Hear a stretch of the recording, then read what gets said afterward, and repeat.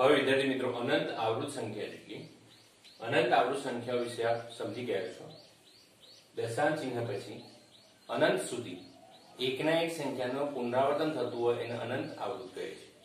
હવે જો આ સંખ્યા 10/3 છે, આ સમય સંખ્યા છે, એનું દશાંશ રૂપ 3 પૂર્ણાંક 3 3 3 અનંત સુધી આવે છે।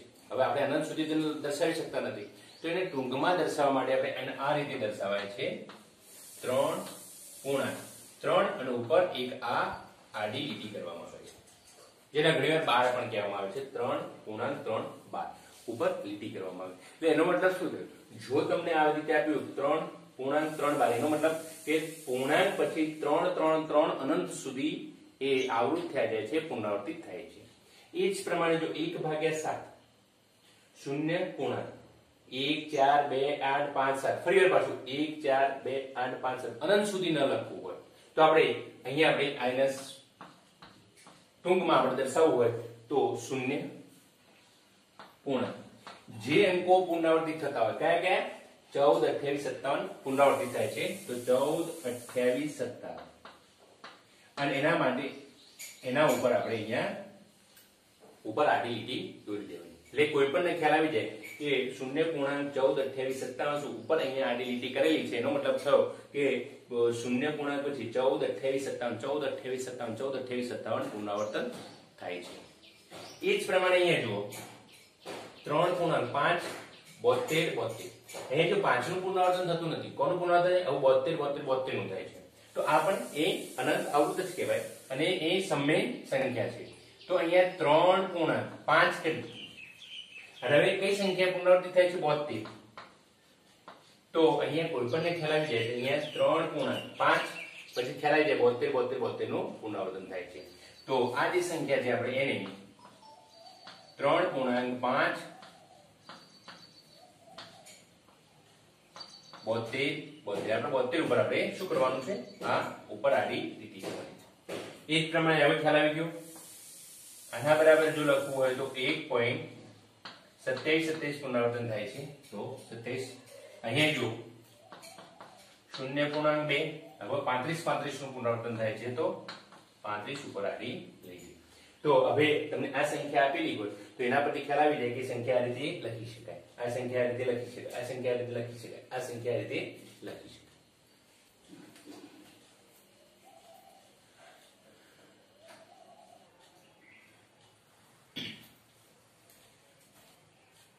ઉદાહરણ 6 જોઈએ।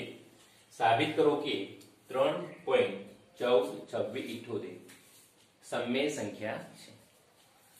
બીજા શબ્દોમાં આપણે કહીએ તો p પૂર્ણાંક અને q શૂન્યેતર પૂર્ણાંક હોય તે પ્રમાણે 3.142678 ને p ભાગ્યા q સ્વરૂપમાં દર્શાવો। ટૂંકમાં p ભાગ્યા q સ્વરૂપમાં દર્શાવે અથવા તો સમય સંખ્યા છે એવું સાબિત કરીએ। આપણે વિદ્યાર્થી મિત્રો ખ્યાલ છે સમય સંખ્યા કોને કહેવાય? તો જેનું દશાંશ સ્વરૂપ શાંત હોય અથવા તો અનંત આવૃત હોય। હવે પ્રસ્તુત જે સંખ્યા છે એ તમે જોઈ શકો છો, અહીંયા દશાંશ પછી 1 2 3 4 5 ને 6 અંક પછી એનું દશાંશ સ્વરૂપ અટકી જાય છે, માટે એનું દશાંશ સ્વરૂપ કેવું છે? શાંત છે। અને જો એને દર્શાવવું હોય તો આપણે ખ્યાલ છે 3 પછી 14 26 78 આપણને ખ્યાલ છે એકના ની પાછળ કેટલા મીંડા મૂકવાનું? તો 1 2 3 4 5 અને 6 સ્વાભાવિક રીતે 2 2 4 અને 2 2 2 4 2 તો જો આનું દશાંશ રૂપ આપણે p ભાગ્યા q સ્વરૂપમાં દર્શાવીએ છીએ તો એકમ દશક સો હજાર દશક લાખ 10 લાખ 31,42,778 ભાગ્યા એકમ દશક સો હજાર 10,000 લાખ 10 લાખ થાય છે। તો અહીંયા આનું જે દશાંશ રૂપ આપણે આ રીતે દર્શાવી શકીએ છીએ અને આ અભિવ્યક્તિ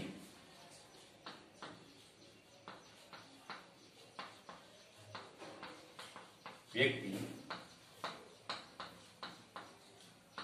શાંત દશાંશ અભિવ્યક્તિ છે, માટે તે સંખ્યા સમય સંખ્યા છે। તો આ સમય સંખ્યા જે આપણે સાબિત કરી અને p ભાગ્યા q સ્વરૂપમાં અહીંયા આપણે આ દર્શાવ્યાના બરાબર આ p ભાગ્યા q સ્વરૂપ તો ચોય ફરતા છે। જો વિદ્યાર્થી મિત્રો ઉદાહરણ 7 મોસ્ટ ઇમ્પોર્ટન્ટ ઉદાહરણ છે. અહીંયા આ પ્રકારના દાખલા આવશે. શું કહેવા માંગે? સાબિત કરો કે 0.33 અનંત સુધી, આપણે એને 0.312 વડે આપણે દર્શાવી શકીએ છીએ ને 0.3 ઉપર આડી લીટી હું એને 12 કહીશ. 0.312 ને p પૂર્ણાંક હોય અને q શૂન્યતર પૂર્ણાંક હોય તેવા pq માટે p ભાગ્યા q સ્વરૂપમાં દર્શાવી શકાય છે. તો જો આપણે અહીંયા આપેલું છે 0.333 એના બરાબર 0.312 છે. હવે આપણે આ સંખ્યા જ્ઞાત નથી, આપણે ધારી લીધી એને p ભાગ્યા q સ્વરૂપમાં દર્શાવવા માટે. આપણે અહીંયા જે શું કરીશું, ધારો કે x બરાબર 0.312. આ જે છે ને આપણે એક નામ આપ્યું, સમીકરણ 1. હવે જો વિદ્યાર્થી મિત્રો, શૂન્ય પૂર્ણાંક પછી કેટલા અંક પુનરાવર્તિત થાય છે? ફક્ત એક જ અંક પુનરાવર્તિત થાય છે. તો અહીંયા પૂર્ણાંક પછી એક અંક એટલે એકમ અને દશક. તો અહીંયા જે x છે એને આપણે 10 વડે ગુણીએ. તો માટે અહીંયા આપણે લખીએ 10x બરાબર 10 0.312. હવે જુઓ, આને આપણે ગુણીએ છીએ 10 0.312. હવે આપણને ખ્યાલ છે 10 0.312 એટલે 0.333 એમ અનંત સુધી આવેલા છે. હવે જો આને 10 વડે ગુણીશું એટલે એક દશાંશ બાદ આવશે. યાદ રાખજો વિદ્યાર્થી મિત્રો. કેવી રીતે? તો જો આપણે ખ્યાલ છે 0.33 હોય, આપણે સપોઝ લીધા અનંત નથી અને એને 10 વડે ગુણો તો 10 ગુણ્યા 33 ભાગ્યા 6 થાય. આપણે આનો વિચાર નથી કરવાનો, આ વિચાર પુનરાવર્તિત સંખ્યા નથી. 0.33 તો 33 ભાગ્યા 100 લખાય, એના 10 ગુણીએ 3.3. ટૂંકમાં આપણે 0.33 10 વડે ગુણીએ એટલે એક દશાંશ એટલે એક અંક બહાર આવે. એ જ પ્રમાણે જો આને આપણે 10 વડે ગુણીશું તો શું થશે? એક અંક બહાર આવશે. 3 પોઈન્ટ કરી પછી 3 3 3 અનંત સુધી હશે. સમજી લેજો. અહીંયા એટલે આપણે એને લખવું હોય તો બરાબર 3 પછી પાછા 3 અનંત સુધી રહેશે એટલે શું લખીશું? 3 5. ખ્યાલ આવી ગયો? આપણે જો એને 10 વડે ગુણીશું તો 10 0.3 એટલે 10 0.333 અનંત સુધી 10 વડે ગુણીએ એટલે 1 3 12 આવે છે, પણ અનંત સુધી તો 3 રહેવાના જ છે એટલે 3 પોઈન્ટ અનંત સુધી 3.312. એટલે આપણે અહીંયા 10x બરાબર લખવું હોય તો 3.3. આ સમીકરણને આપણે શું કહીશું? હવે લખીએ સમીકરણ જે 2 છે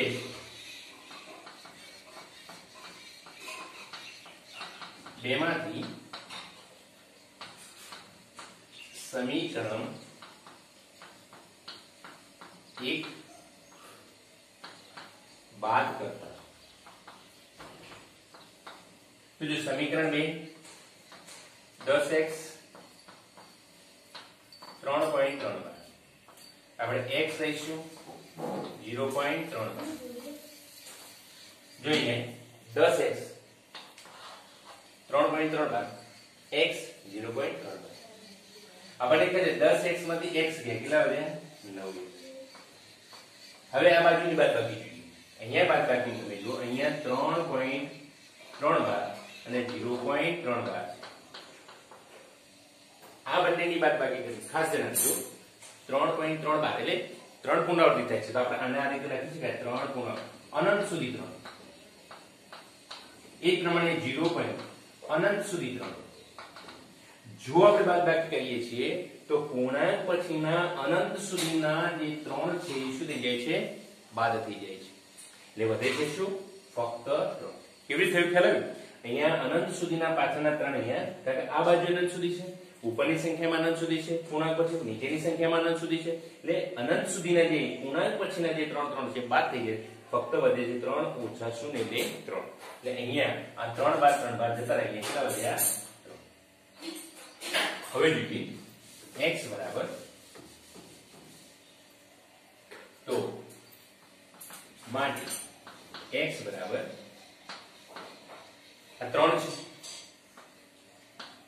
આ ભાગાકારમાં છે, સોરી અહીંયા ગુણાકારમાં છે, 1 સાથે 9 ગુણાકારમાં છે એટલે ભાગાકારમાં જશે. 3 1 3 3 તો x બરાબર 1 ભાગ્યા 3.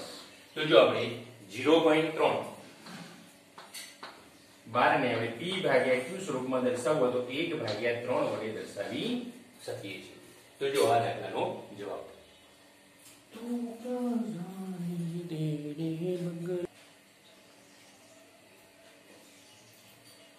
હવે ઉદાહરણ 8 જોઈએ. સાબિત કરો કે 1.272727 એટલે 1.27 પુનરાવર્તિત થાય છે. આપણે ઉપર આડી લીટી દોરી છે ને p પૂર્ણાંક અને q શૂન્યેતર પૂર્ણાંક હોય તેવા pq માટે p ભાગ્યા q સ્વરૂપમાં દર્શાવી શકાય છે. આ પ્રકારના દાખલા ઘણા આવશે. સ્વધર્મમાં પણ ઘણીવાર આવે છે ખાલી જગ્યા તરીકે, એટલે ખાસ યાદ રાખજો. એકદમ ઈઝી પ્રોસેસ છે. કેવી રીતે કરવાનું છે તો આપણે અહીંયા 1.27 એમ પુનરાવર્તિત થાય છે. આપણે એને લખીએ છીએ 1.27. આપણે ધારી દઈએ, ધારો કે x બરાબર 1.27 આપણે x બરાબર આધાર લીધા. હવે વિદ્યાર્થી મિત્રો જો અહીંયા પૂર્ણાંક પછી કેટલા અંકોનો પુનરાવર્તન થાય છે? 2 અંકો. એટલે અહીંયા એકમ, દશક ને 100 કેટલા વડે ગુણીશું? ને અહીં 2 અંકોનું દશાંશ ચિહ્ન પછી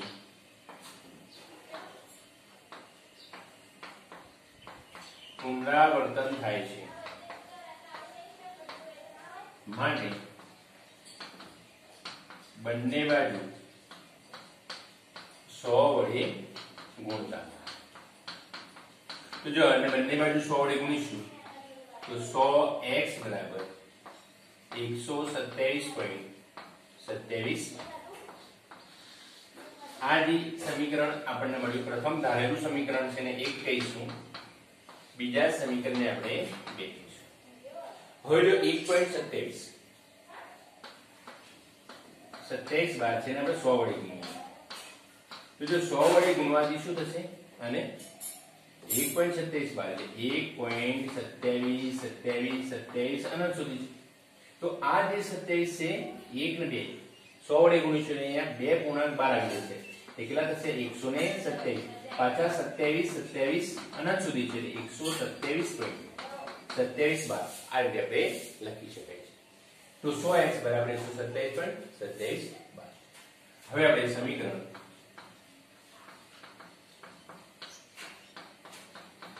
બેમાંથી સમીકરણ 1 બાદ કરતો.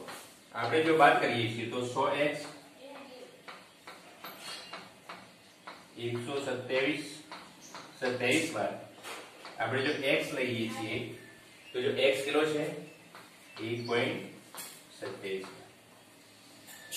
100x માંથી x કેટલા વધ્યા? 99x બરાબર. હવે જો અહીંયા 1.27 બાદ પાછળના બધા પુનરાવર્તિત થાય છે તો ઉડી જશે. 127 માંથી 1 ગેડે 126, સોરી 126, 127 માંથી 1 ગેડે 126, અહીંયા વધ્યા 126.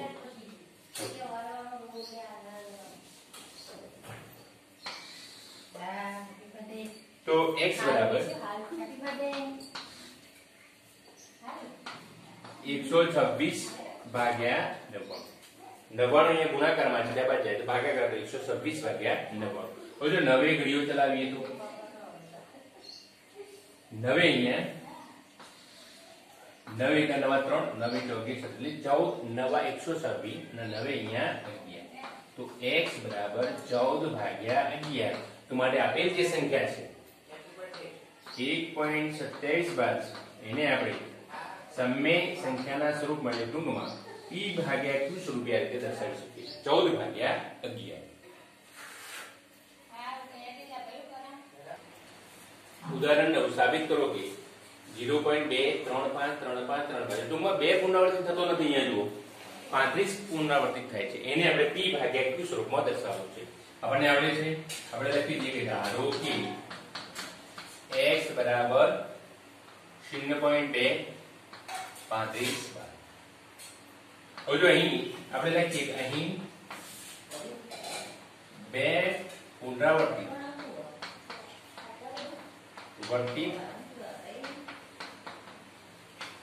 થતો નથી, તો માટે આપણે એને 10 વડે ગુણીએ. આ જે સમીકરણ છે ને 10 વડે ગુણીએ. 10 કૌંસમાં 0.235 bar. તો કેમ 10 વડે ગુણે? તો સૌપ્રથમ બે પુનરાવર્તિત થતો નથી એટલે સૌપ્રથમ આપણે 2 ને ગુણ્યા પછી 2 ને આપણે બાદ કરીએ. એકદમ સરળ રીત છે તમારે. તો 10x બરાબર, જો અહીંયા 10 વડે ગુણ્યા આપણને ખ્યાલ છે કે 2 બાર ની 2 પાછા 35 બાર એમના એમ. જો આ જે સમીકરણ આપણને મળ્યું અને આપણે શું કહીશું? હવે જો આ સમીકરણમાં પૂર્ણાંક પછી એકમ, દશક ને 100 બે અંક પુનરાવર્તિત થાય છે. એકમ, દશક ને 100 એટલે હવે 100 વડે ગુણીશું એટલે આ 35 બાર આવશે અને 35 પુનરાવર્તિત થશે. તો અહીં આપણે સમીકરણ 1 ની 100 વડે ગુણતા આપણે જોઈને 100 વડે ગુણીએ. બંને બાજુ 100 વડે ગુણીશું. એ જ પ્રમાણે અહીંયા પણ 100 વડે ગુણીશું. 2.35 આપણને ખ્યાલ છે 2.35 બાર એટલે 2.35 35 35 અનંત સુધી હશે. જો આને 100 વડે ગુણીશું 100 કૌંસમાં 2.35 બાર ને તો શું થશે? 235 એટલે આ બે પૂર્ણાંક બાર આવશે. પાછળ 35 35 અનંત સુધી આવશે એટલે 235.35 બાર. એટલે અહીંયા આપણે એ ખ્યાલ છે આપણને 235.35 બાર. અને જો અહીંયા 100 અને 10 એટલે કેટલા થયા? 1000. આ જે સમીકરણ છે ને આપણે પેલા. હવે આપણે સમીકરણ 2 માંથી જો આ મેળવવાની ઘણી બધી રીતો છે, બરાબર છે. આ એક સરળ રીત છે એટલે મેં અહીંયા મૂકી છે. સમીકરણ 2 માંથી સમીકરણ 1 બાદ કરો. જો સમીકરણ 2 જે છે એ 1000 x બરાબર 235.35 અને બાદ સમીકરણ 1 છે 10x બરાબર 2.35 બાર આપણને ખ્યાલ છે. પાછળના પોઈન્ટ પછીના બધા જે પુનરાવર્તિત સંખ્યાઓની બાદબાકી થાય એટલે એ જતા રહે છે. ફક્ત આપણે 5 માંથી 2 ગઈ 3 3 2 1000 માંથી 10 ગઈ 990x. તો માટે x બરાબર 233 ભાગ્યા 990. એટલે આપણે લખી શકીએ પૂર્ણાંક સંખ્યામાં 0.235 એટલે 35 બાર બરાબર 233 ભાગ્યા 990.